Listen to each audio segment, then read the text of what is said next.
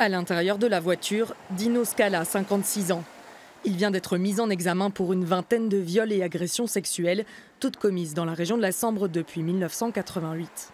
C'était essentiellement des femmes qui ont été attaquées de dos, très tôt le matin, c'est-à-dire un moment où il fait encore noir, avec un auteur qui utilisait des gants, qui avait parfois des éléments qui masquaient en tout ou partie son visage. Cette personne reconnaît les faits qui lui sont reprochés, qu'elle explique qu'elle agissait sous le coup de pulsions qu'elle ne parvenait pas à contrôler.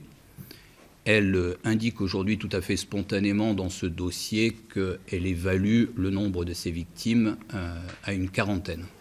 Dans son village à Pont-sur-Sambre, l'émotion était vive ce matin. Le violeur présumé, marié, père de famille, était connu pour son engagement associatif, notamment au sein du club de football local. C'est quelqu'un d'agréable, de sociable, de rendre service. Jamais on aurait pu penser ça, quoi. J'avoue que je suis très surprise, il me faisait bonne impression. On a du mal à se dire que, voilà quoi, dans notre entourage que ça peut arriver. Hein, un petit peu déçu aussi, quoi, dégoûté. L'arrestation du violeur de la Sambre, surnom donné par les enquêteurs, a été permise lundi suite à une nouvelle agression. Une jeune fille a été violée près de la gare d'Erqueline en Belgique. Mais pour la première fois, le suspect a commis une erreur. Les policiers ont pu repérer sa plaque d'immatriculation.